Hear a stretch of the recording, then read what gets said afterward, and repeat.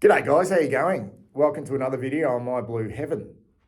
A bit of a random one. Kind of like my random videos, or I like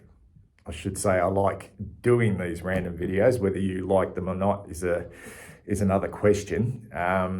Whether they're historical videos on grounds or these types of ones. Have you ever wondered what happens to Carlton listed players once they've been delisted from the football club? Generally players who've played less than 50 games, and once they're delisted, they don't remain in the AFL bubble, probably because they don't get another opportunity. Where do they go? Do they go back and play football at some level, local level? Social media is huge now, so you often see players at clubs and you keep a bit of a track on them.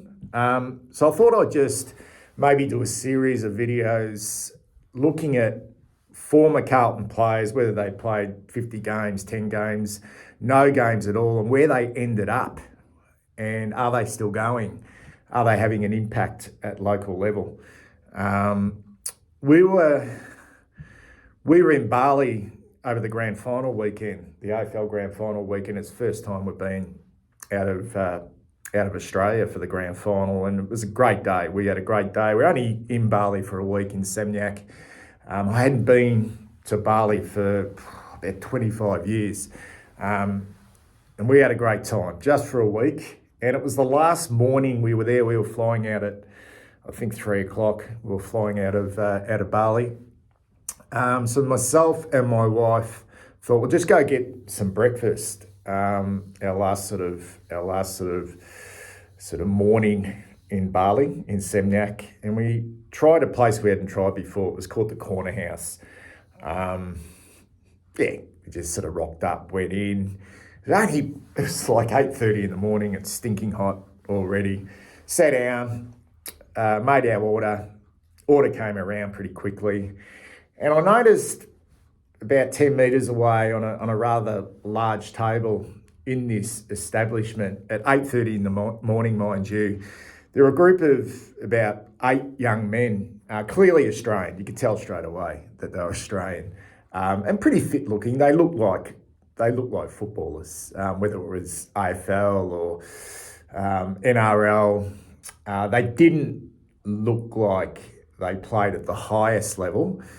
But just given the way they, presented in regards to their physiques, they play a decent standard of football. And this is 8:30 in the morning, and they were clearly on a football trip. Some of them had those specially made singlets on from their club in regards to going on a football trip. Some of them were wearing the colours of their football club. I couldn't quite work out from where I was who the club was.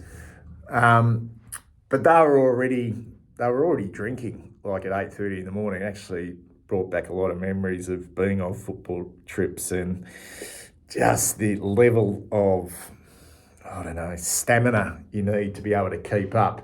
I reckon they probably arrived on the Wednesday, had a huge Thursday, and it got up for breakfast on the Friday, and they were already drinking. Probably going to stay the weekend and come back on the Monday.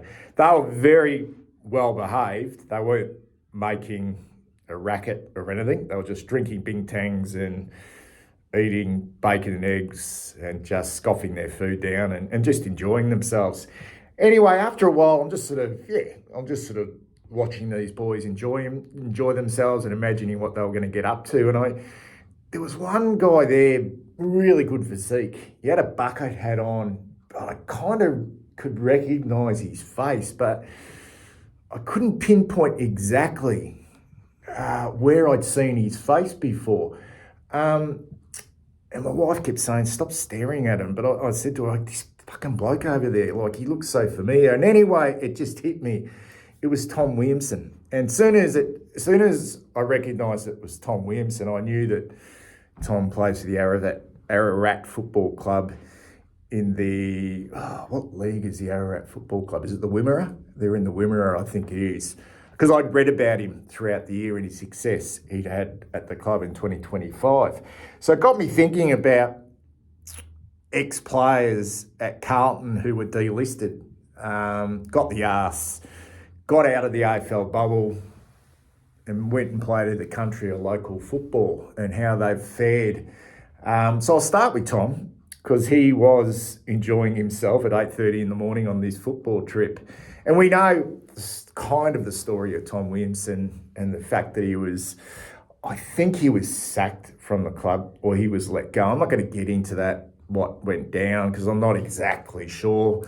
But he was a very, very good footballer and a talented athlete, picked up by us with number 61 in the 2016 draft, wore the number 31 jumper from the North Ballarat Rebels, which is now known as the GWV Rebels in the Coach Talent League. I think he would have come through in the TAC Cup before it went into the NAB League.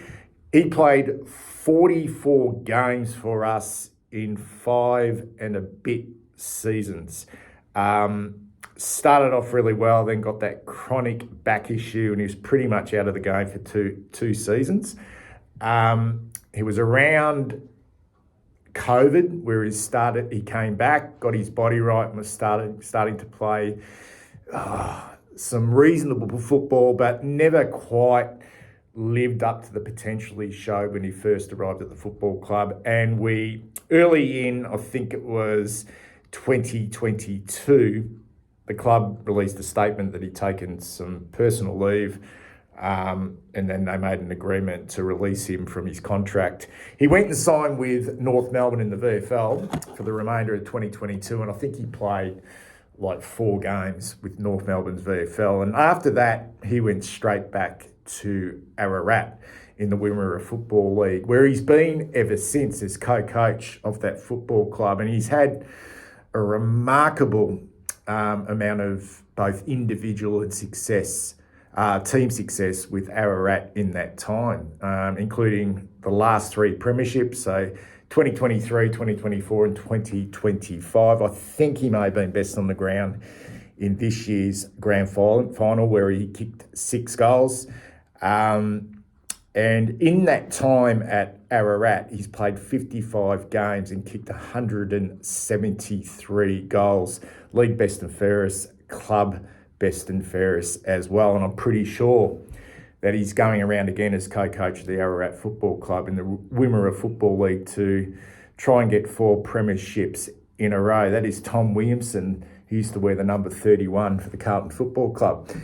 Then, I think it was either last night or the night before, I was on Instagram and I follow quite a number of local clubs, whether it's suburban clubs or clubs, in the country. And one club I do follow is the Mildura Football Club because, I don't know if you guys know, a former player in the AFL called Mark Elvey, who played for the Western Bulldogs and also the Essendon Footy Club. He, this year, went back into coaching to coach Mildura. He was actually co-coached this year with former Blues Sam Kerridge, and they won the flag this year in the Sunraysia Football League, which was fantastic for Elves. So I follow them on Instagram, and I noticed that they just signed a Luke Reynolds from Glenelg, and I looked at his resume, and it's like, amazing! Like 3 premierships for Glenelg. He's originally played state footy for South Australia, etc., etc. And I thought, Luke Reynolds, geez, that rings a bell. That bloody rings a bell, Luke Reynolds. And I thought, I reckon we recruited at the Carlton Football Club a Luke Reynolds around about a decade ago. So I did a quick Google search and there it was. Luke Reynolds, pick number 12 in the 2013 rookie draft to the Carlton Football Club. And to put that into some perspective, guys, that's the same draft that we took Patrick Cripps and Nick Holman. So Luke Reynolds from South Australia, Port Adelaide, starred in the under-18 champs of South Australia. He was part of the AFL Academy in its early days.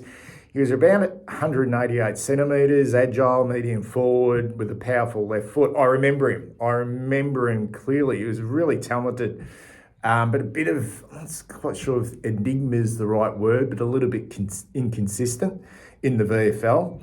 But after 1 year after arriving at Princes Park, he spent all of that season, 2014, in the VFL with the Northern Blues.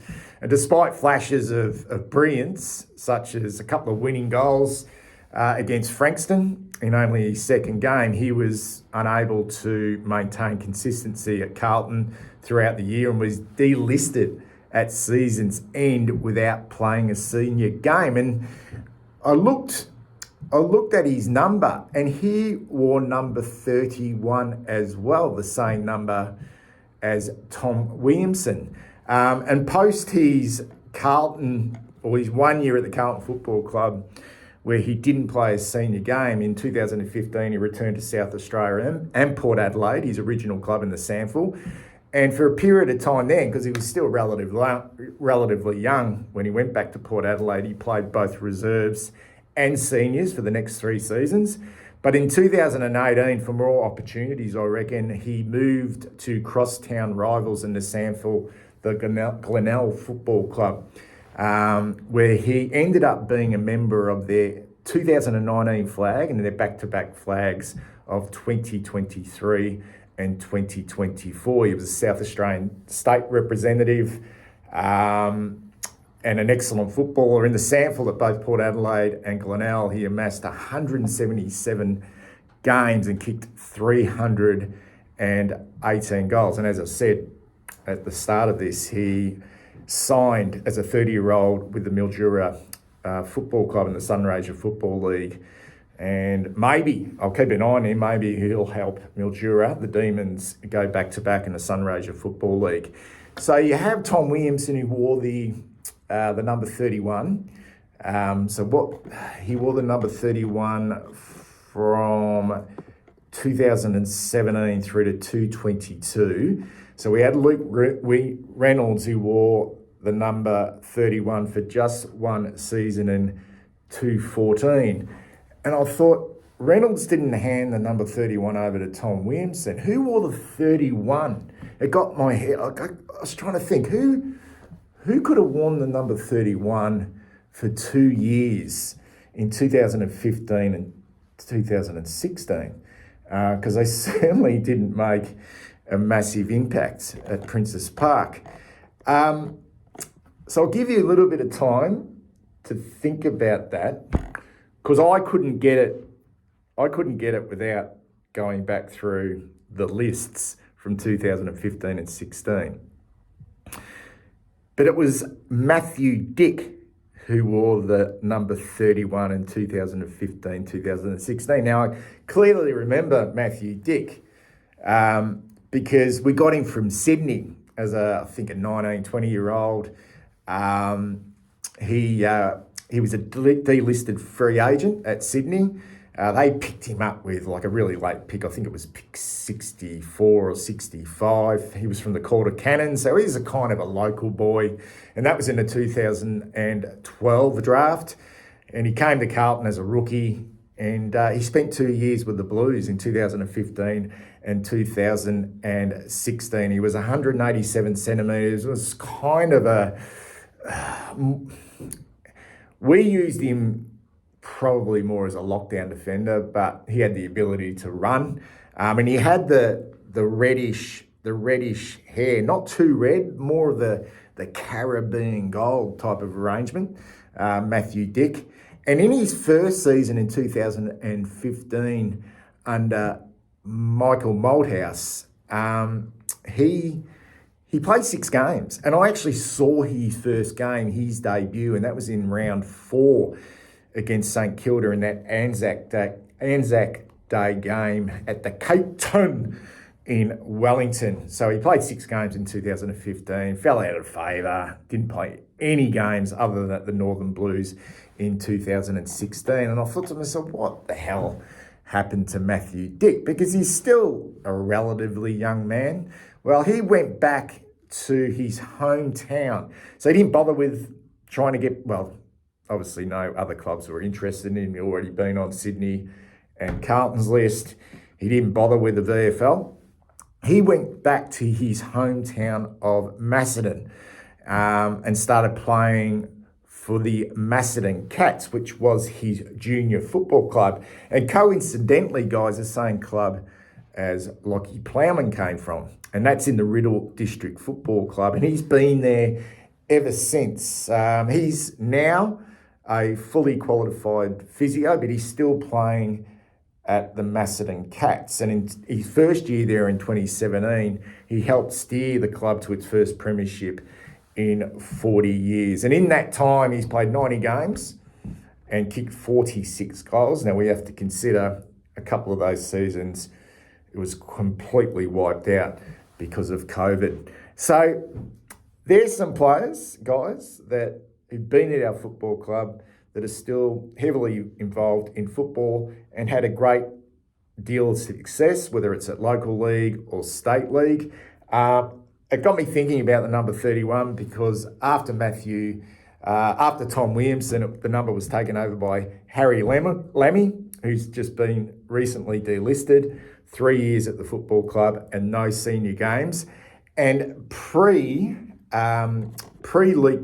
Davies in 2014, Marcus Davies, there's a blast from the past from Tasmania. He was at our club between 2010 and 2013 and played the 17 games before he was delisted. So it'd be very, very interesting out of all our new recruits or draftees coming in over the course of the next month or so, who gets to wear the cursed number 31. Anyway, take care. I might be back to do more of these videos in regards to where the hell did these players end up.